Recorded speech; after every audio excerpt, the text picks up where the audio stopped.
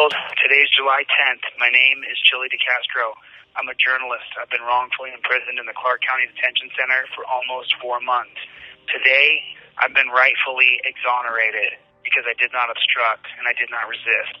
We had a hearing today in front of the Honorable Judge Michelle Levitt.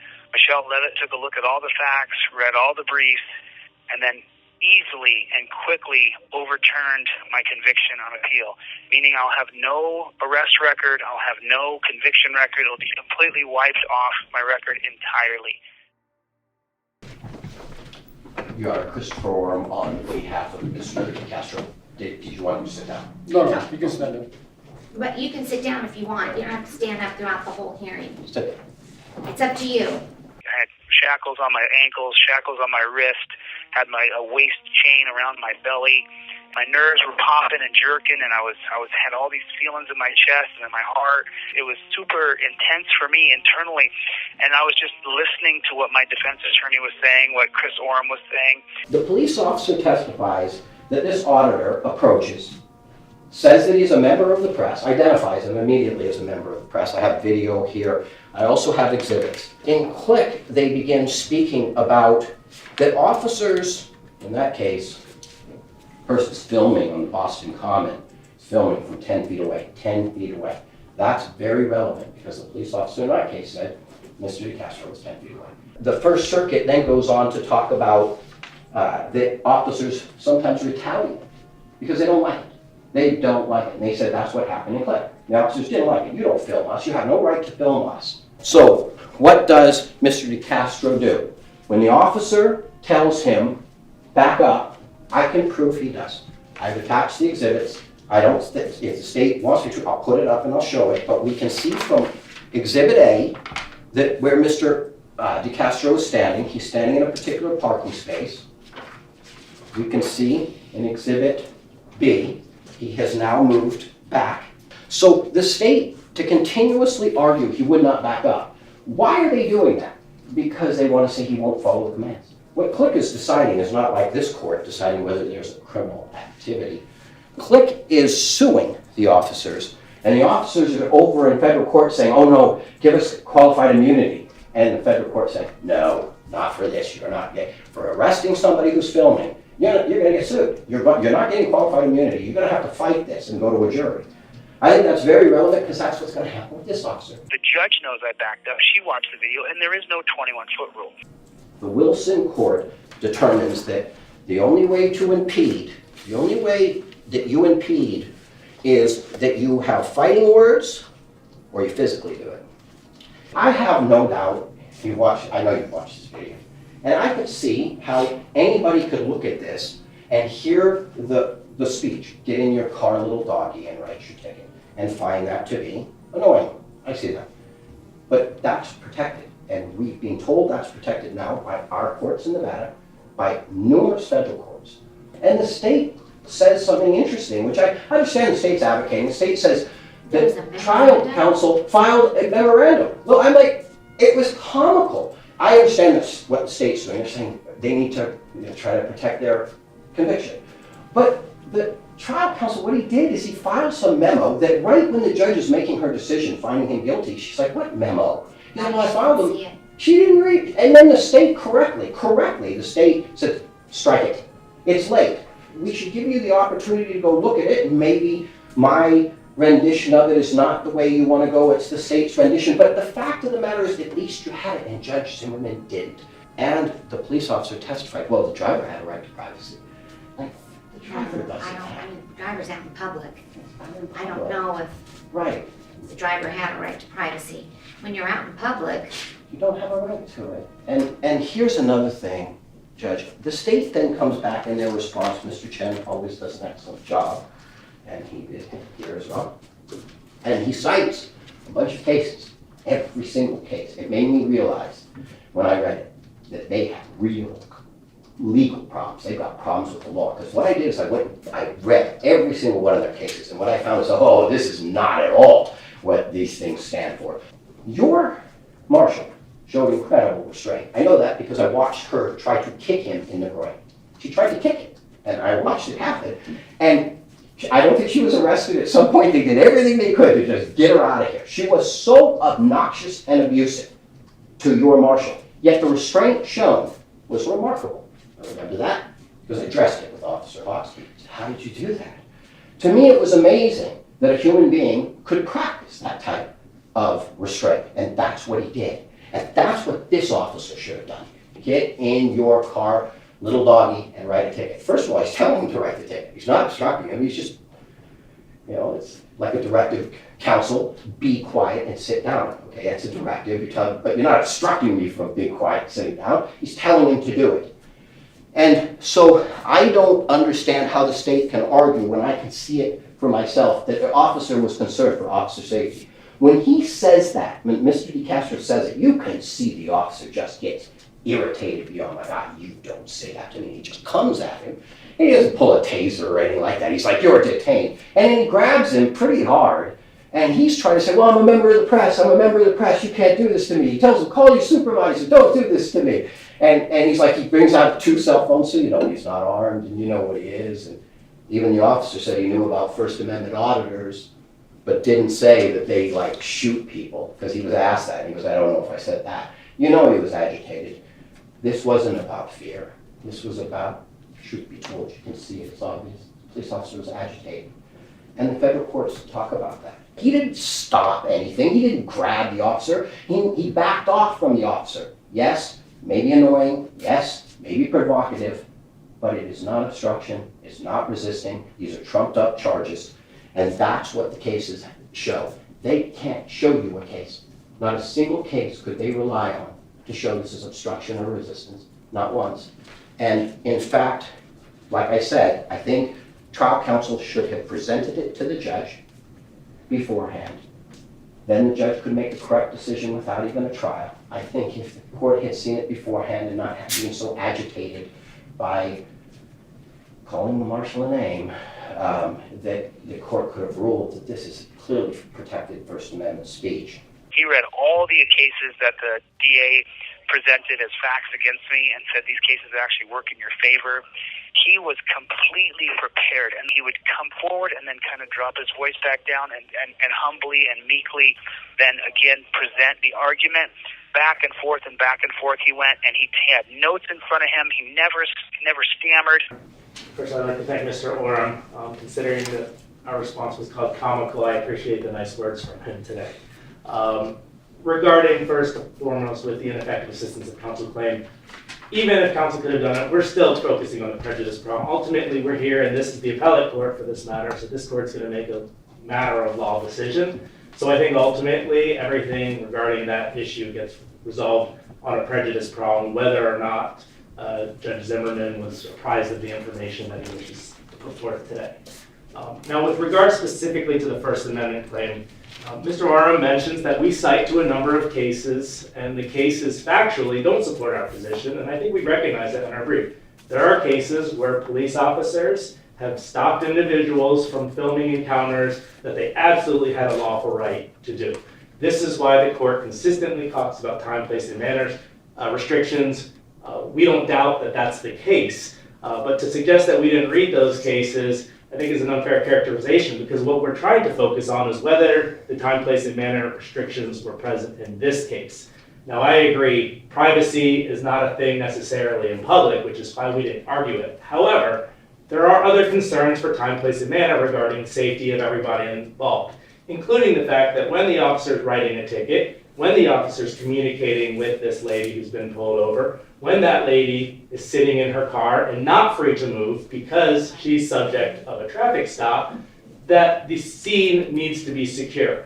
The key part where the obstruction begins to occur is when the officer asks him to back away from the driver. He says, well, I'm a filmer. Great, you can film, but I need you to back up. And again, we're quibbling over how much the backup was, but He clearly backed up. He backed up a couple of feet. There's no question about that. But I think what the officer testified to was he wanted it a further distance based upon, in large part, how Mr. DeCastro was operating. And rather than backing up further, he stood his ground and said, no, I'm relying upon a fictional 10 feet rule, which I don't think is a matter of law. I don't think the First Amendment says 10 feet is automatically permissible because you can do a lot of things There are courts that have held 10 feet is sufficient.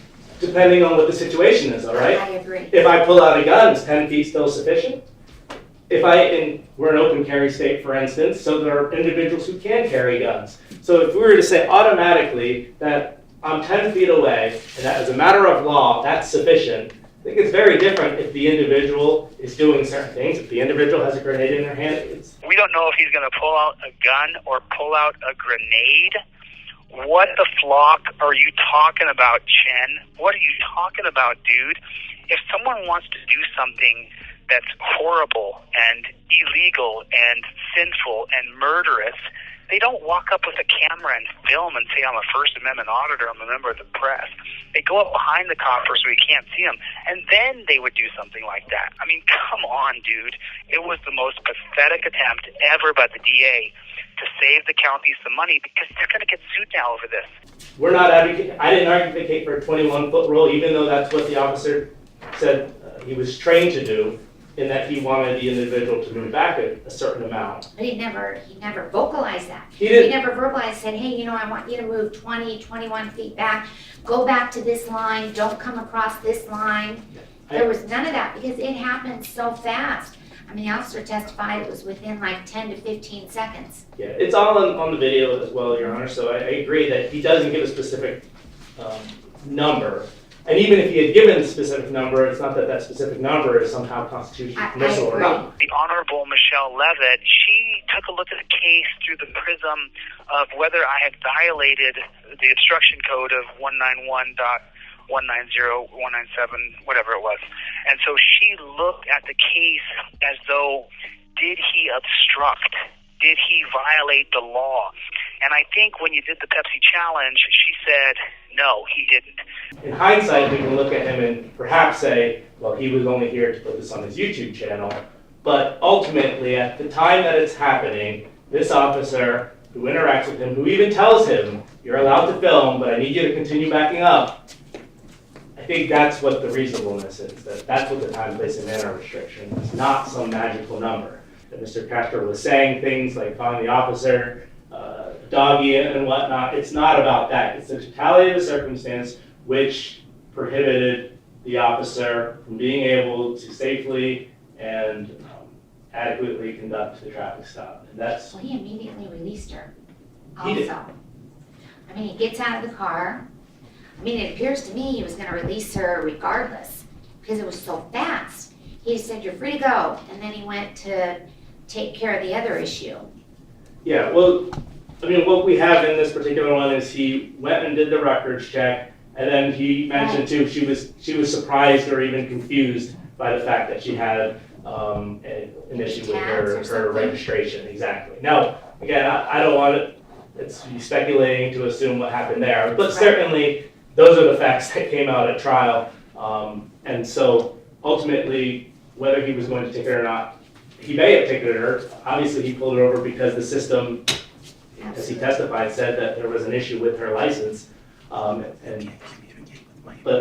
because of the fact that this all went on, perhaps the obstructing was that he didn't feel comfortable to write. It wasn't worth writing this ticket. She already was informed of it so that he could deal with this other situation of this individual who's clearly obstructing with his ability to get to the very end of his investigation, whether he was going to release her or whether he was going to write the ticket. But the problem is the impediment is the individual who's continuing to yell and stand a number of feet away. You can never do that then if all the officer had to do was say, because I had to go deal with this, I couldn't write the citation, right? I think it's time, place, and manner specific though. In this particular case, when you watch the video, I think he is that much of a problem that this officer ended up, talking to him more.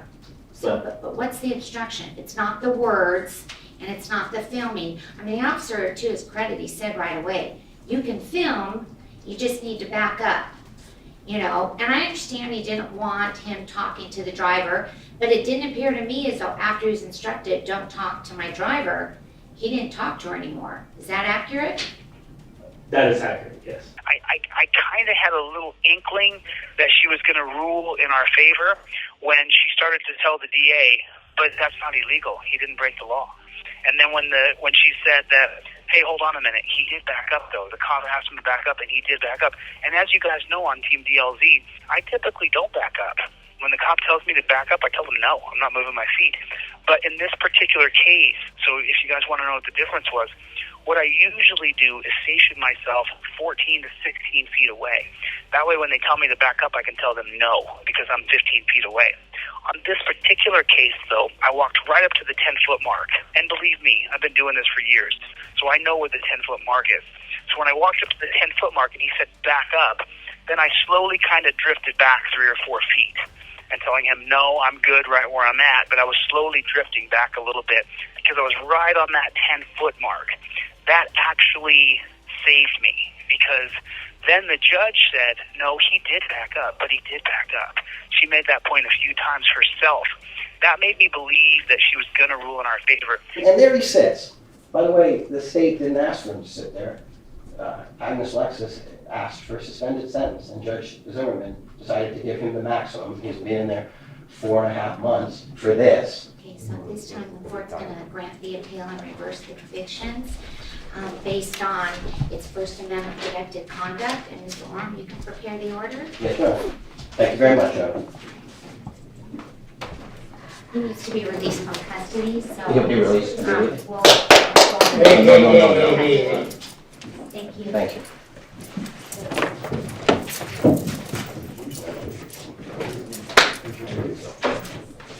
Chris Orem's office took every phone call I ever called. If I called and left a message, they fulfilled the message request before I called back the second time. So if you're looking for an appellate attorney and you're in Nevada, Chris Orem, dude, you are my Quan, you are my brother, thank you so much. I'm still in the jail. It's going to take 8 to 12 hours at least to process me out. I may be here till tomorrow morning. I've seen people stuck in this jail for 30, 35 hours even after they're released.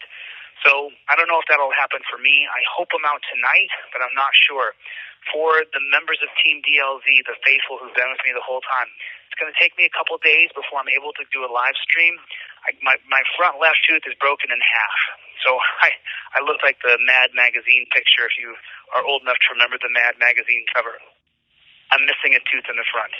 I need a couple days to kind of let my head clear from this fog, this nightmare that I've been in. I need a solid 24 hours of rest. I need to sleep. I didn't sleep at all last night. Every 30 minutes I woke up. I finally got about 3 hours of sleep, waking up every 30 minutes before I can get to the appeal. For Team DLZ and the people who are on the side of justice and transparency, look, I've been done wrong.